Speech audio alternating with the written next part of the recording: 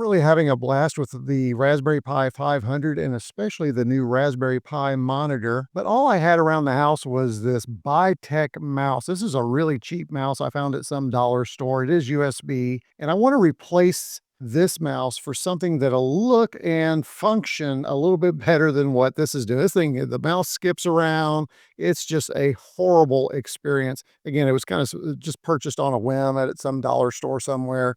And I wanted an extra wired mouse. So it's pretty much garbage. So what I want to do is I want to unplug this particular mouse, get this out of here, and replace it with something that's a little more functional and fun. And I didn't want to spend a lot of money, and I did want to continue to have a wired mouse. I just prefer a wired mouse for this device.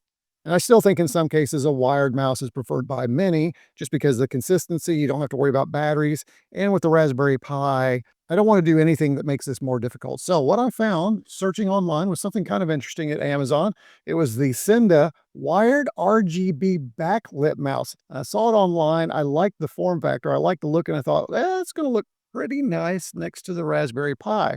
So what we'll do is we'll go ahead and just kind of unbox this thing. We'll plug it in and see, is it a much better pointing device than the one I had previously? Let's go ahead and open the box and see what we have inside.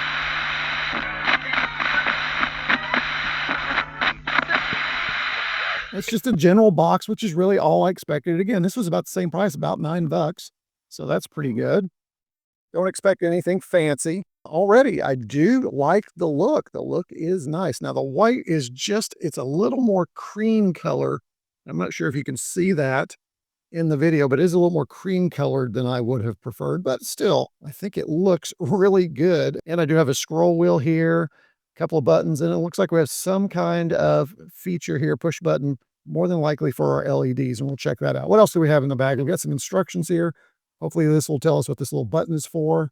Says, let's see if we can find the English version of the instructions. User manual, here we go. Left button, right button, scroll wheel, and lighting effect switch. Looks like we have some different modes here. We have lighting off, we have a floating light, we have neon, we have rainbow streaming light, which is the default, and then we have a rainbow breathing light. Lighting effect has no memory, so it's not going to remember evidently when you turn it on. That's kind of disappointing. I was also kind of hoping maybe we could hold the button, scroll the wheel, and change the color of the lights. I'm not sure if that's the case. Maybe so. We'll take a look and see, but I'm not expecting that that's the case. I would really like to have put like a red on here to match the keyboard. And the first thing I want to do is run a test to see if it is a much heavier mouse than this piece of junk right here. That's for sure. Hopefully the interior and the quality control of the pieces inside, hopefully that will make for a mouse that works as well. Now I'm going to plug into the USB port. This will be the USB 2.0. I'm not going to take up one of my 3.0 ports.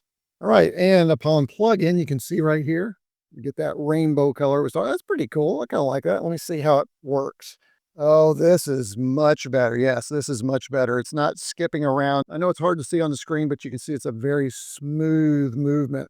The other one, I could move it, and that thing would kind of jump around. And what's really interesting too is if you look at the surface right here, it's got some little breaks in the surface, so the laser is reaching down beyond even that and providing good feedback to get. That is really nice. Scroll wheel is functioning really well. That's good. So already, I mean, if I were just to go off these features alone, that is a much better looking mouse with my white Raspberry Pi setup. All right, let's go ahead and go through the lighting options here. We are currently on number 5, which is lighting is off. Let's go to number 1, which is the rainbow breathing light. Great for meditation while you're at your Raspberry Pi or other PC, okay? The next one is rainbow streaming. This is the default.